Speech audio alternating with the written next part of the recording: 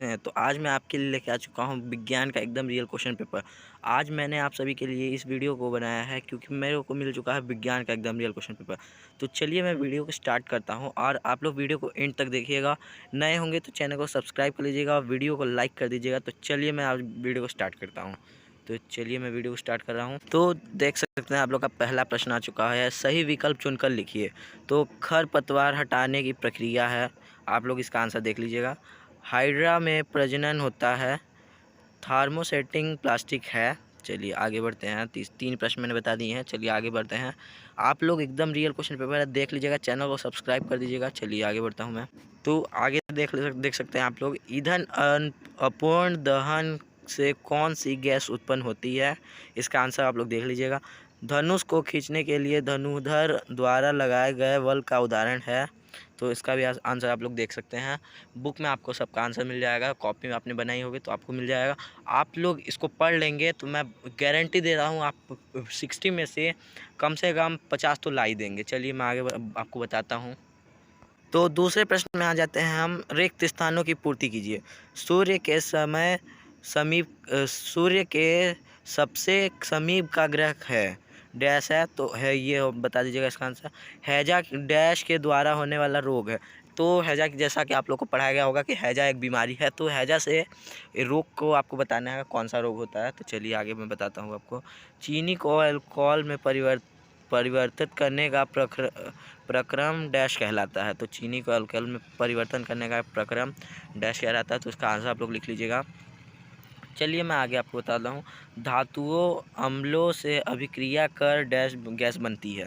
तो इसका आंसर आप लोग देख लीजिएगा। चलिए आगे बढ़ता हूँ मैं। तो देख सकते हैं मैं आ चुका हूँ तीसरे प्रश्न में, अति लघु प्रश्न उत्तरीय में। तो पहला प्रश्न है, स्थिर विद्युत बल्ब किसे कहते हैं? दूसरा प्रश्न है, तारामंडल किसे कहते हैं? कोई दो तारामंडल के नाम लिखिए। चलिए इसको आप लोग पढ़ सकते हैं, एकदम रियल क्वेश्चन पेपर में बता रहा हूँ आप सभी को। कोल तार के कोई तीन उपयोग लिखिए। तो कोल तार आपको पता है, तो इसके तीन उपयोग लिख सकते हैं आप लोग।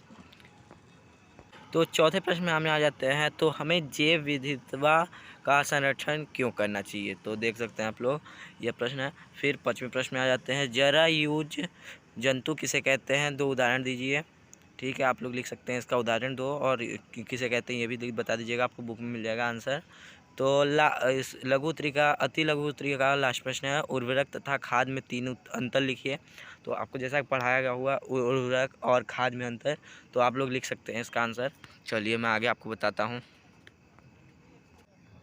तो मैं लघु उत्तरीय प्रश्न में आ जाता हूँ, जो 15 नंबर का है। आपको तीन प्रश्न मिल जाएंगे, 5-5 नंबर के।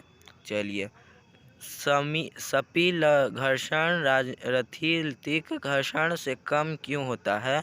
व्याख्या कीजिए। ये आपका ये 5 नंबर का एक प्रश्न है। फिर हम आ जाते हैं दूसरे नंबर प्रश्न में, 5 नंबर के। तेज वर्षा के समय किसी लाइनमैन के लिए बाहरी मुख्य लाइन के विद्युत तारों की मरम्मत करना सुरक्षित नहीं होता है, व्याख्या कीजिए। तो जैसा कि आपको इसमें पढ़ाया गया विद्युत चैप्टर में, तो आप देख सकते हैं, इसको पढ़ लीजिएगा। एकदम रियल में बता रहा हूँ आप सभी को। चैनल को सब्सक्राइब कर दीजिएगा, वीडियो को लाइक कर दीजिएगा। तो चलिए मैं आगे आपको बताता हूँ।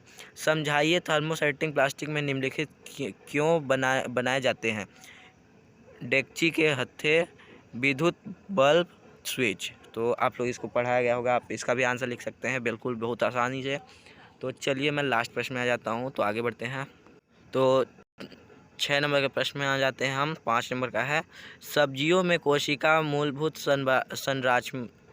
संरचनात्मक इकाई है, समझाइए। 5 नंबर का प्रश्न है, अथवा में दिया हुआ है, मानव तंत्रिका कोशिका का रेखाचित्र बनाइए। या तो आप ऊपर का कर सकते हैं या तो नीचे का कर सकते हैं, तो आपको कोई दिक्कत नहीं होगा। अथवा में दिया हुआ है, आपको जैसा पढ़ाया गया होगा तो आप कोई सा भी कर सकते हैं, इसमें कोई दिक्कत नहीं है। चैनल को सब्सक्राइब कर दीजिएगा मेरी और वीडियोज़ के लिए। तो चलिए आगे बढ़ते हैं 7 नंबर के प्रश्न में। 5 अंतर्स्थायी प्रक्रियाओं के नाम तथा उनके द्वारा स्थापित हार्मोन्स के नाम लिखिए। तो चलिए अथवा में दिया हुआ है, हम अथवा का प्रश्न पढ़ लेते हैं। योद्धनारंभ के समय होने वाले शारीरिक परिवर्तनों की सूची बनाइए। तो अथवा वाला भी मैंने बता दिया आपको। 5 नंबर का प्रश्न है, आप जरूर पढ़िएगा। चलिए मैं आगे बताता हूँ आपको। तड़ित में अपनी सुरक्षा के कोई 5 उपयोग लिखिए। तो अथवा वाला प्रश्न भी हम पढ़ते हैं। आवेशित गुब्बारा दूसरे आवेशित गुब्बारे को प्रकृति स्थिर करता है, जबकि अनावेशित गुब्बारा आयोजित गुब्बारे द्वारा आकर्षित किया जाता है। व्याख्या कीजिए, इसका आपको व्याख्या करना है। चलिए 9वें नंबर के प्रश्न में हम आ जाते हैं।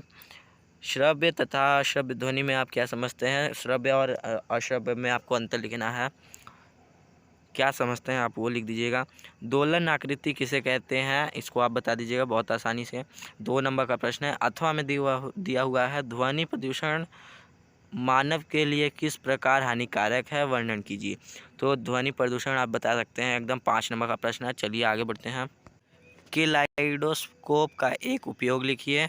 फिर अथवा में दिया हुआ मानव नेत्र का नामांकित रेखा चित्र बनाइए। परावर्तन के नियम लिखिए। चलिए आगे बढ़ते हैं हम। पौधे घर प्रभाव का अपने शब्दों में वर्णन कीजिए। 2 गैसों के नाम लिखिए जो पौधा घर प्रभाव में योगदान करते हैं। तो चलिए आप सभी को मैंने बता दिया है, एकदम रियल क्वेश्चन पेपर है क्लास 8 का।